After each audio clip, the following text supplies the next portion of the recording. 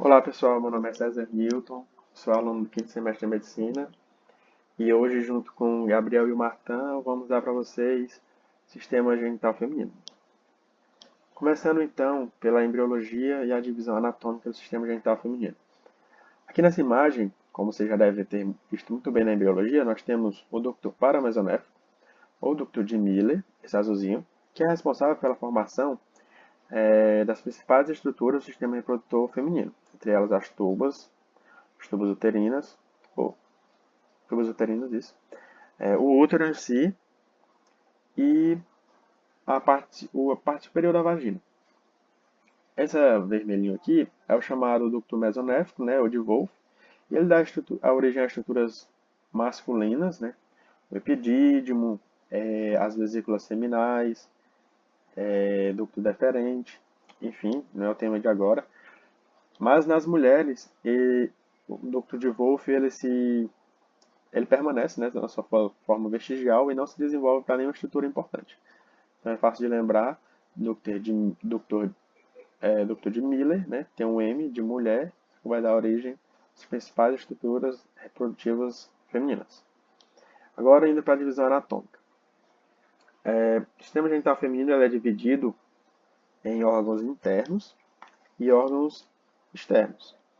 Eu vou falar para vocês agora dos órgãos internos, que são ovário, tubos uterinas, útero e vagina. O Gabriel vai falar para vocês dos órgãos genitais externos, que aí incluem muitas estruturas, né? Monte pubis, os lábios maiores e menores do pudendo, né? Que circulam, respectivamente, a rima do pudendo e o vestíbulo da vagina, as glândulas vestibulares, maiores e menores, o seu clitóris, os bulbos do vestíbulo, enfim. As estruturas não são para agora, então vou ficar aí para o Gabriel. Então, começando agora, primeiro órgão interno, né? São os ovários, e eles têm função de desenvolvimento de gametas, né? E um papel endócrino ao liberarem hormônios sexuais. Eles são órgãos encapsulados por uma fina camada de células, que é a chamada túnica albugínea, e apesar disso, eles não são recobertos por peritônio. Os ovários, aproveitando nessa imagem como nessa, né? Eles têm algumas relações que valem ser destacadas aqui para questão de prova. Tem uma imagem melhor aqui na frente. O útero todo, né, todas as estruturas, ele é circundado, né, digamos assim, ele é recoberto por essa estrutura chamada ligamento largo do útero. Aqui no ovário, na região desse ligamento largo que fica em contato com o ovário, a gente dá o nome de mesovário. Ainda aqui mais lateralmente, a gente tem esse chamado ligamento sucessor do ovário, que nele vão entrar estruturas importantes para os ovários, como os vasos, tanto artéria como veia, né, os vasos sanguíneos, quanto os vasos linfáticos e os nervos. Então esse aqui é o ligamento espessor do ovário, tem essas funções. Mas medialmente, a gente tem o ligamento próprio do ovário ou ligamento útero-ovárico, tá? Tem uma imagem melhor aqui na frente, no começo no caso. Então esse aqui é o ligamento próprio do ovário, ou útero-ovárico. E esse mais cheio de vasos aqui é o chamado ligamento espessor do ovário. Então, dos ovários é isto. Agora nós vamos para as tubas uterinas. As tubas uterinas, elas se estendem, né, lateralmente a partir dos córneos uterinos. Os córneos uterinos, eles são essa região aqui da entrada das tubas uterinas no útero. São chamados córneos uterinos, ó, como vocês podem ver, córneos uterinos. São essas duas entradas, tanto direita como esquerda. Eles se abrem na cavidade abdominal, né, onde eles têm esses processos digitiformes, né, o formato deles são as fímbrias. Né? Essas aqui são as fímbrias da tuba uterina, da parte do infundíbulo, né, que é uma das quatro partes do ovário, ou da tuba uterina, perdão. E aqui no polo superior do ovário, a gente tem essa fímbria maiorzona aqui, e por isso ela recebe o nome de fímbria ovárica, mas não é muito importante não. Voltando aqui para o slide, o local habitual de fertilização, né? A gente tem quatro regiões da tuba uterina. A região que eu já falei aqui, que tem esses processos digitiformes, ela é chamada de infundíbulo. E é isso, eu acho, do infundíbulo, não tem muito o que falar. A parte, essa parte mais alargada aqui, a parte mais larga da tuba uterina é chamada de ampola, e é nela que geralmente ocorre a fecundação. Aí aqui, mais medialmente ainda, a gente tem essa parte que tem a parede mais espessa, né? Não dá para ver aqui, claro, mas é o istmo, chamado istmo. E quando entra já no útero, tem uma parte da tuba uterina que ela está aqui na entrada do útero. Essa parte compreendida entre as paredes do útero é chamada parede, ou parte intramural, né? Ou a parte intramural, ou segmento intramural, no caso, ou parte uterina da ampola, dá no mesmo. Parte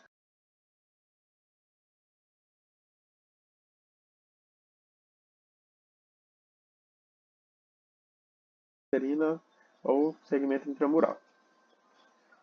Aqui, como eu falei para vocês, no ovário a gente tinha o mesovário, né, do ligamento largo, e já no, dá para ver nessa, olhar na outra, já na tuba uterina, a parte do ligamento largo que fica em contato aqui com a tuba uterina é chamada de mesosalpinge, tá? Mesovário, fica em contato com o ovário, aqui nos ovários, e a mesosalpinge com a tuba uterina. Então, voltando lá para ver se tem mais alguma coisa. Então é isso, a divisão tubar, infundíbula, ampola, istmo é a parte intramural. Lembrando que a maior parte da fecundação ocorre na ampola. Agora indo para o útero, né? Terceiro órgão. O útero, ele é um órgão muscular, né? Vocês podem ver aqui, é uma grossa camada muscular. Oco, tem a cavidade uterina. E piriforme, né? Tem esse formato de pera, as paredes espessas.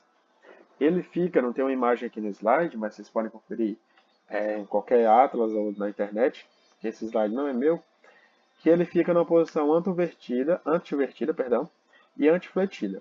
Antivertida é quando ele fica como se tivesse aqui o canal vaginal e ele ficasse nessa posição, meio que superior e anterior, que fosse um lado anterior e um lado posterior. Enfim, já a imaginação. Ou seja, mais o que vale aqui, antivertido é a posição dele em relação ao canal vaginal e antifletido é a posição dele em relação a ele mesmo, ou seja, ao colo do útero, formando um ângulozinho, tá? Aqui a gente tem então a gente tem essa posição antivertida e antifletida. O útero ele é dividido em quatro partes, né? O Muri fala duas partes principais, que é o corpo do útero, que são os dois terços superiores, e o colo do útero, que é o terço inferior, certo? O corpo do útero, ele contém aqui, agora dividindo nas quatro partes, essa parte mais arredondada, que fica acima dos córneos uterinos, a entrada das tubas uterinas, que é chamado o fundo do útero, tá? No fundo do útero, essa parte mais arredondada aqui, o corpo do útero todo ele fica meio que livre na cavidade pélvica, enquanto essa parte aqui é mais fixa, né? Dá pra ver. Enfim, aí a gente tem o útero com essas quatro partes, o fundo, que é parte do corpo, dois terços superiores, e o colo, um terço inferior. Entre o corpo e o colo, a gente tem uma parte mais estreitada, pequenininha, que é chamada istmo do útero, certo?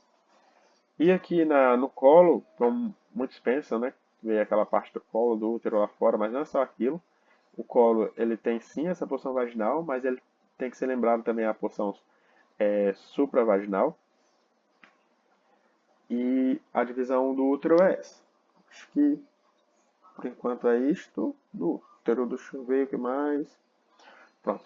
Aí aqui na vagina, a gente tem essa depressãozinha aqui ao redor da porção vaginal do colo do útero, que é chamado fórnix da vagina.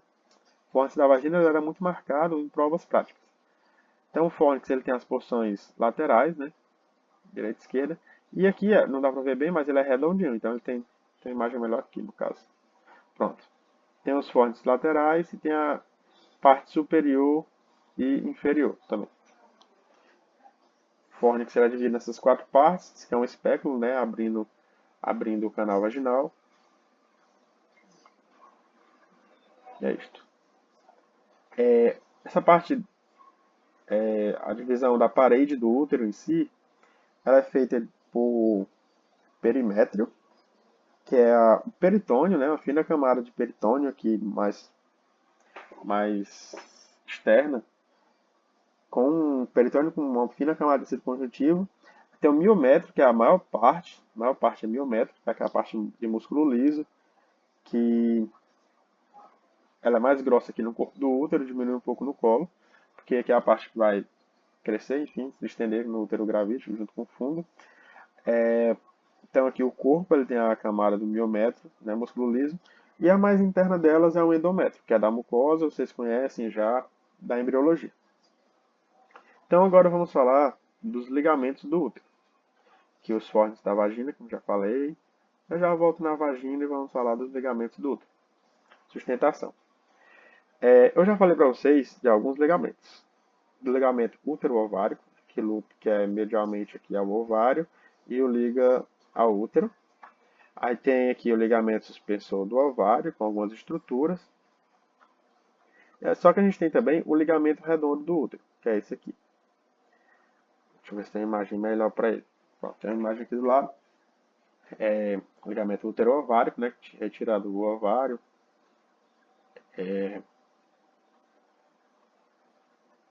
Vou voltar na primeira imagem que ela é melhor. Pronto. A gente tem um ligamento redondo, ele bem aqui, ó, dá para ver melhor um pouco que a inserção dele, né, a fixação do ligamento redondo, ela é anterior e inferior, não dá para ver bem. Ela é anterior em função à junção útero-tubária, né, útero-tubária. Já o ligamento ovárico, né, ele se fixa, ligamento ovárico, próprio do ovário, ele se fixa posterior e inferiormente à junção uterotubárica. A gente tem aqui, como eu falei, o principal deles é o ligamento largo do útero. Ele é toda essa parte aqui. Ele é subdividido em algumas partes, que é a mesosalpinge, fica montado com a tuba uterina, como já falei, mesosalpinge, o mesovário e a parte que fica em contato com essa parte mais inferior, né? Fica em contato com o próprio útero, né? Essa parte do mesentérico fica em contato com o próprio útero. É chamada de mesométrio. Então são três mesos, né? Mesosalpinge, contato com a tuba uterina, mesovário, contato com o ovário, e mesométrio, contato com o útero, né? Como o nome já diz. A gente tem também alguns ligamentos, não dá para ver bem aqui, mas deixa eu ver se dá para ver um pouco melhor nas outras imagens. Que não são tão importantes quanto esses, mas tem que ser ressaltados, que são os ligamentos transversos, né, transverso do colo, que é o cardinal. Ele fica ali na região supravaginal do colo, né, nas partes laterais do fórnix, e vai até as paredes laterais da pelve. E temos também os ligamentos reto-uterinos, né? Vocês podem dar uma olhada melhor no Google, que eu não estou vendo aqui no slide. Os ligamentos reto-uterinos, eles ficam saem ali das laterais do colo do útero, e vão até o sacro, né? Ligamento reto-uterinos, passa ali pelo reto. É isso. As relações do útero. Ele tem relações com o reto, né, posteriormente, e anteriormente com a bexiga.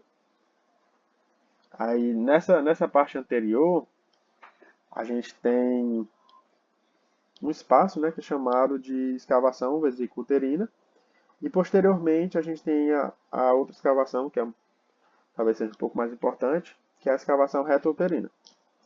Então, de útero é isso. Perdão pela imagem que faltou. E agora a vagina, né? Indo para a vagina. A vagina a gente já viu um pouco dela aqui. E vamos falar, a vagina é mais simples, ela é um tubo músculo membranáceo extensivo, possui função reprodutora, né? Faz parte do canal de parto.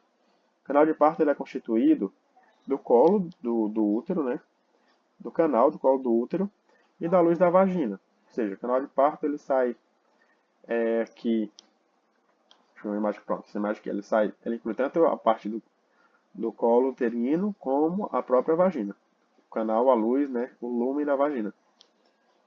E o que tem mais da vagina? Pronto, a vagina ela tem 4 esfíncteres, né, digamos assim, que talvez o Gabriel fale melhor, mas eles são o músculo pulvo-vaginal, o esfíncter externo da uretra, o esfíncter interno, o pulvo-vaginal é esse daqui, e, esse aqui é o bulbo esponjoso. É o bulbo esponjoso, né, que faz parte, e o uretrovaginal, ou seja, são 4 estruturas, o músculo pulvo-vaginal, esfíncter externo da uretra, esfíncter uretrovaginal e bulbo esponjoso. Ok? Eu acho que é isso, galera. Obrigado pela atenção de vocês e espero que as outras teorias sejam boas. Valeu, boa prova. Boa noite, meu nome é Gabriel e eu vou estar falando aqui para vocês sobre a parte da anatomia externa do genital feminino e também sobre o diafragma da pelve, certo? Bom, eu vou começar aqui pelo básico, né, pela parte externa. A gente pode visualizar aqui da parte mais anterior para posterior. Na parte mais anterior nós temos o monte pubiano, ou monte do pubis. A gente tem a comissura anterior dos lábios. E aí nós vamos ter aqui os lábios maiores, ok? Aí entre os lábios maiores você vai ter aqui o espaço que é a rima do pudendo, ok? Aí depois da rima do pudendo nós vamos ter aqui os lábios menores. E aqui centralmente, anteriormente, nós vamos ter o prepúcio do clitóris, a glande e o frênulo do clitóris, respectivamente. Então nós vamos ter aqui esse espaço delimitado pelos lábios menores, que é o vestíbulo da vagina, ok? Nesse espaço a gente vai encontrar anteriormente o órteo externo da uretra, ok? Junto com os ósteos dos ductos parauretrais. Na marcação, na prática, só dá para marcar mesmo o órteo externo da uretra, ok? Geralmente esses dois ósteos são muito pequenos e não são visíveis. Nós vamos ter então o próprio ósteo da vagina, certo? E a vagina, o canal vaginal, né? Nós vamos ter também aqui os dois ósteos das glândulas vestibulares maiores, que são difíceis de marcar, mas são possíveis, certo? Dependendo do estado da peça, podem ser visualizados, ok? E na parte posterior nós vamos ter a fossa do vestíbulo da vagina, certo? O frênulo dos lábios, ok? E a comissura posterior dos lábios, bem aqui. E por fim nós vamos ter a ráfe do períneo, e que termina aqui no ânus, certo? Bom, eu vou para os músculos, que são o do diafragma, certo? Nós vamos ter aqui o diafragma pélvico, certo? Como nessas imagens ele é meio ruim de ver, eu vou mostrar nesse aplicativo aqui 3D, certo? Ó, bem aqui eu vou ter pudendo, certo? Eu vou ter os músculos mais superficiais, eu vou ter aqui o músculo bulbo esponjoso e o isco cavernoso. Aí mais profundamente eu vou ter o transverso profundo do períneo, certo? E aqui eu tenho o transverso superficial do períneo, ok? Aí depois desses músculos eu vou ter aqui um espaço, onde está passando meu mouse. Esse espaço é a fossa isquioanal, certo? Geralmente na fossa isquioanal a gente só vai ter tecido adiposo sustentando ela, ok? E superiormente a fossa isquioanal eu vou ter por fim o diafragma da pelve, certo? Que é composto por esses músculos aqui, ó. Esse e esse, ok? Todos esses músculos são do diafragma, ok? Bom, o diafragma, ele é composto, na verdade, por dois músculos. O isquiococcígeo, que é esse aqui, ok? A inserção, a fixação proximal dele na espinha isquiática, aquela. E a distal vai ser aqui, principalmente no cóccix, certo? E na extremidade inferior do sacro. E o outro músculo é o próprio levantador do ânus, certo? Acontece que o levantador do ânus, como vocês já devem ter visto, ele é formado por 3 outros músculos. O levantador do ânus, ele é formado pelo ilho coccígeo, certo? Ilho coccígeo, ou seja, ele vai se fixar no osso ilho, ok? E no cóccix, ilho coccígeo. Também é formado pelo pubo coccígeo, ou seja, ele vai se fixar no osso pubis e no cóccix, ok? Eu vou ter o músculo pubo-retal. O pubo-retal vai se fixar exatamente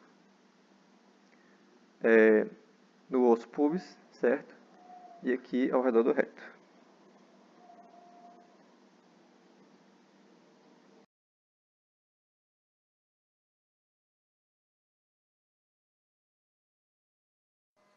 Bom, pessoal, bom dia.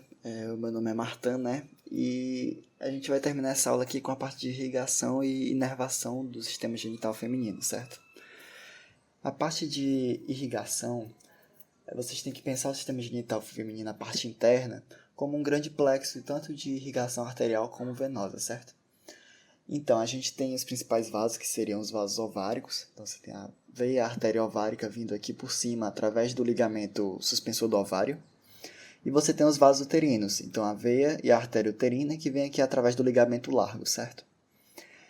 Aí eu vou te dizer que a partir desses primeiros vasos, né, você vai ter como irrigação arterial das trompas uterinas e dos ovários, principalmente a artéria ovárica. Então ela vem aqui, é um ramo direto lá da aorta, né? Sai bem da aorta abdominal e vai vir irrigar a gôndola, né? Também é a mesma coisa para o sistema genital masculino, né? Então a artéria testicular ela está na mesma posição. Bom, então ela sai lá da aorta, desculpe. E aí ao chegar aqui perto da trompa, ela vai dar os seus ramos superior, né? Que seria o ramo tubário, e o ramo inferior, que é o ramo ovárico, né? Então ela vai fazer essa irrigação dessas duas regiões e vai também ter uma anastomose aqui com a artéria uterina ascendente. Então a gente pode dizer que ela também dá uma irrigada aqui no corpo do útero de certo modo, certo? Depende do fluxo aqui nessa junção. Para a irrigação do corpo do útero, aí já vai ser predominantemente feita pela artéria uterina, né? Então a artéria uterina já é um ramo da ilíaca interna, e ela vai vir de lá, chegar aqui, né, e vai dar esse ramo aqui uterino ascendente, né, esse ramo uterino ascendente que vai irrigar a maior parte aqui do corpo do útero. Esse mesmo ramo uterino ascendente também vai dar uma irrigada aqui na parte da tuba e na parte do ovário, né, porque ela também se divide aqui mais acima nos ramos tubário e ovário, né. Por isso que eu digo que é um grande conjunto, né. Na verdade, não tem uma irrigação muito separada para os órgãos genitais internos, né, os órgãos sexuais. Então, eu já disse aqui a parte da tuba, né, e do ovário são irrigados pelas duas artérias, mas principalmente pela ovárica. A parte do corpo do útero também tem irrigação das duas, mas principalmente agora da uterina. E a vagina, né? A vagina também tem muita irrigação aqui misturada, né? Mas, didaticamente, o Moore coloca que o terço superior da vagina ela é irrigada diretamente pela artéria uterina. Então, essa mesma artéria uterina que antes de dar o ramo dela, a uterina ascendente, ela irriga aqui a parte inferior, o primeiro terço superior da vagina. A parte média, ela seria irrigada pela artéria vaginal, né? E aí a artéria vaginal é simplesmente um ramozinho terminal aqui da uterina, né? Você vê que vem a uterina e desce a vaginal. Bom, a vaginal ela vai ser, didaticamente, ali, responsável pelo terço médio da vagina. E ainda existe a parte inferior, né, que seria irrigada aí pela artéria pudenda interna, que já não tem a ver com essa irrigação mais central aqui de cima, né? Então, repetindo, né? Parte da tuba uterina e do ovário mais irrigado pela artéria ovárica, mas um pouco também pela uterina ascendente, porque acaba que a anastomose aqui. O corpo do útero irrigado prioritariamente pela artéria uterina, mas também um pouco pela ovárica, por conta dessa anastomose novamente. E a vagina, dividida didaticamente em 3 regiões, né? Parte terço superior irrigado pela uterina, terço médio pela vaginal e terço inferior pela artéria pudenda interna, certo? Então seria isso a irrigação arterial, né? Para a drenagem, ela já tem uma drenagem peculiar, né? Não tem os mesmos conjuntos, até porque as artérias são acompanhadas por veias, a gente tem as veias ováricas, as veias uterinas, né? Mas o que acontece é que existe um grande plexo, né? O plexo útero-vaginal, que vai, essa toda a região, né? Essa região do corpo do útero e da vagina, o colo do útero também, vai dar toda essa drenagem aqui para o plexo útero-vaginal e posteriormente passando aqui para a artéria, para a veia uterina. Já a parte da tuba, né? E da gôndola, né, do ovário, elas vão ser novamente drenadas, né? É importante lembrar que aqui no ovário tem o plexo pampiniforme, assim como no testículo do homem. Então esse plexo pampiniforme é legal de você saber a importância dele. E eles vão passar aqui, né, voltando pelo ligamento suspensor do ovário. A coisa interessante da drenagem é que a veia ovárica direita vai drenar na veia cava, né, diretamente, enquanto que a ovárica esquerda vai para a veia renal esquerda. E aí eu fui até atrás disso, porque eu não lembrava. Eu sabia que era alguma coisa de embriologia, né? Mas não lembrava, e aí eu fui atrás, ó. Aqui, dá pra ver claramente aqui na formação do sistema de drenagem venoso, né? Que você tem 2 veias mais inferiores aqui, né? Então seria a supracardinal direita e esquerda. E enquanto a supracardinal esquerda vai se atrofiar, né, aos poucos, a supracardinal direita vai dar origem à veia cava inferior, né? Então ela vai espessar. E aí, na hora que a esquerda vai se degradando, né, você percebe que a veia genital aqui, que está como espermática, mas na mulher é a veia ovariana, ela vai ficar aqui juntamente a esse coto mais verde aqui, né? Esse coto verde seria a veia renal. Então, na hora que eles se juntam aqui, acaba que uma coisa desemboca na outra, né? Então, a veia ovariana esquerda, né, ela vai ser um afluente, né, da veia renal esquerda. Já na direita não. Como a veia renal, essa parte do coto verde aqui da veia renal direita, vai se tornar parte concomitante da veia cava inferior, a veia ovariana, por sua vez, vai ficar dando diretamente na veia cava, né? Essa seria a diferença. Dá para ver aqui na imagem à direita o sistema já formado, né? Então a veia ovariana direita desaguando não, né, mas sendo um afluente aqui da veia cava inferior, e a veia ovariana esquerda dando aqui na veia renal, né? Então, bem interessante essa parte. Seria isso. Até tem alguma drenagem aqui da parte mais externa, através desses vasos aqui do períneo, né? Mas não é tão importante como a artéria pudenda interna que eu comentei lá na parte da irrigação arterial, né? Então ele fala mais realmente da veia uterina e da veia ovárica. Bom, na parte de inervação também é realmente muito interessante. Por quê? Porque a parte dos órgãos internos femininos, ela tem uma inervação bem diferente, né? Tanto de origem como na própria inervação dos conjuntos de órgãos, né? Então, começo falando que os 2/5 inferiores da vagina são os únicos a receberem inervação somática. E o que é que isso quer dizer? Essa parte, né, a parte mais externa da vagina, é a única parte do sistema genital feminino interna que consegue ter sensações somáticas. Então, tato, né, a questão de frio, calor, apenas essa parte consegue perceber. Isso se dá em relação ao nervo pudendo, né? Então, o nervo pudendo é o que sai lá do plexo sacral, das raízes de S2 e S4, e vai lá para baixo, né, para essa parte quase que externa da vagina. Já os 3/5, né, mais superiores da vagina, junto com o colo do útero, eles recebem uma inervação que é parasimpática e também uma aferência visceral, né? Então, eles só sentem dor visceral, é aquela dor mais não localizada, né, mais imprecisa, que vai vir aqui através do plexo pélvico, também lá das raízes de S2 a S4. Então, vocês percebem que abaixo do colo do útero, tudo vem aqui do plexo sacral, né? Isso aqui é uma informação importante. Já a parte mais superior, então, o corpo do útero, a tuba e o ovário, né? Ele vai receber as fibras nervosas através do plexo pré-vertebral. Então, esse plexo pré-vertebral, não sei se vocês se lembram, mas existe o paravertebral, né? Que seriam os gânglios ao lado da medula, e o pré-vertebral, que está aqui bem próximo da aorta abdominal. Então, esses gânglios, né, eles são responsáveis pelo sistema simpático, parasimpático, e essas fibras aqui simpáticas aqui vão chegar aqui através do plexo pré-vertebral, depois plexo hipogástrico, e mais tarde para o plexo pélvico, né, chegando aqui até o corpo do útero e a região aqui do ovário. E qual é a importância dessa inervação diferente, né? Então, a parte superior está inervada simplesmente pelo simpático e a parte inferior pelo parasimpático e um pouquinho somático, né? Como é que você decora isso bem facinho? Vocês se lembram, né, que a parte do simpático ela é justamente aquela sensação, aquele estado, né, de luta ou fuga. Então, o que é que acontece? Você sempre tenta relacionar o simpático com a situação de estresse, com a situação de grande atividade, né? De importância, né? Então, imaginem aqui um momento, por exemplo, como o parto, né? Que é a parte fundamental desse sistema, né?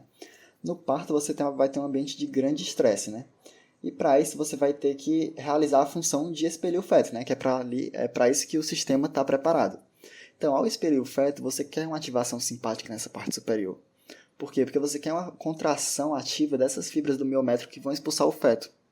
Enquanto que a região do canal precisa estar mais preparada para receber o feto e só auxiliar na passagem. Então ela tem uma inervação parasimpática. Talvez não seja o jeito mais aprofundado de explicar isso, né? Mas é um jeito muito bom para decorar. Então o simpático em cima, que é onde vai empurrar o bebê, né? Parte da contração do miométrio. Isso aqui também serve para as cólicas menstruais, né? Então, as contrações do útero se dão em relação a essas fibras simpáticas aqui, que vêm da cadeia pré-vertebral, né? Enquanto que a parte da vagina e do colo uterino estão relacionadas a essas fibras parasimpáticas aqui vindo do plexo sacral. Bom, tendo isso entendido, eu vou agora aplicar aqui na parte do parto, né?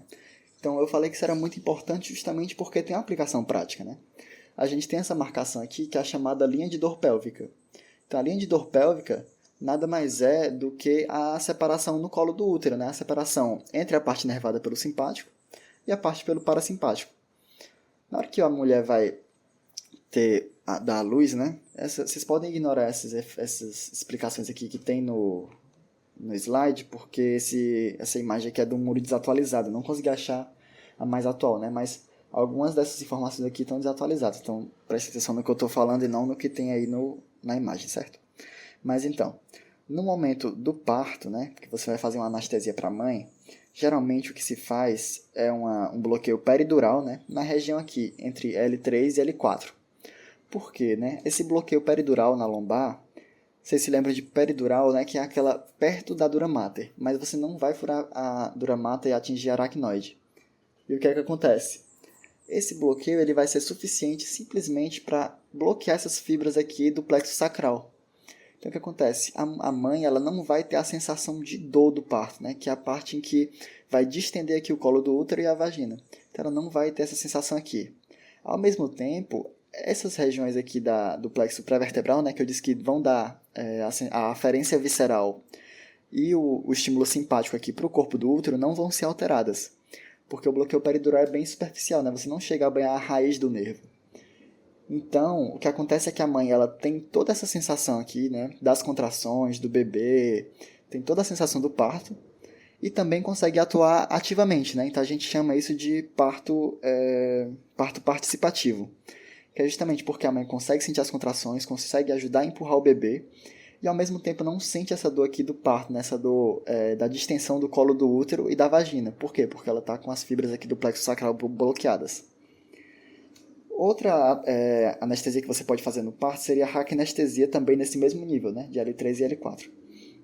Aí a história é diferente, porque na raquianestesia, né? Você vai ir até as raízes do nervo.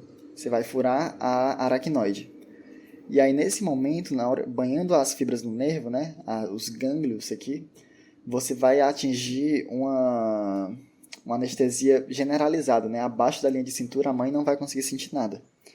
Então, ela não vai conseguir sentir as contrações e também não vai conseguir sentir o feto saindo, né? Não vai conseguir ajudar ativamente no parto com as contrações. O que acontece é que isso aqui não é utilizado para o parto em si. Na verdade, essa raquianestesia, né, é bem mais utilizada em procedimentos de duração limitada, né, geralmente depois do parto, para laqueadura, quando você vai fazer logo após o parto, ou mesmo procedimento sozinho, né, ou no parto com fórceps. Então, são procedimentos mais pontuais no qual você quer atingir um nível maior de anestesia. Então, você faria uma raquianestesia em L3 e L4. E a terceira opção é o bloqueio do nervo periférico, né? Então, o bloqueio do nervo pudendo aqui, esse roxo, né?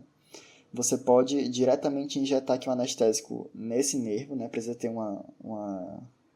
um guia aqui mais importante, né? Porque essa região é bem inervada. Mas bloqueando esse nervo aqui, você consegue bloquear justamente essa parte mais superficial, né? Porque o nervo pudendo ele é praticamente superficial aqui na região do períneo. Então você consegue anestesiar simplesmente o dermato de S2 e S3, né? E aí eu não cheguei a pesquisar para que usa isso. Mas, né, existe essa possibilidade, né? Aí a pessoa teria as dores do parto, né? Não seria útil para o parto em si, porque a pessoa ia ter a mesma dor aqui em relação à aferência visceral do colo do útero e do terço superior da vagina. Bom, era isso, pessoal. Acho que em questão de nervos, né? Se tiver alguma dúvida, pode entrar em contato com a gente. Estamos disponíveis, né? Finalizando essa aula. E é isso. Só repetir aqui, né? A gente tem se bem que vocês conseguem parar e voltar, então eu não vou nem repetir, tudo bem. Tchau, pessoal. Obrigado aí pela atenção. É isso.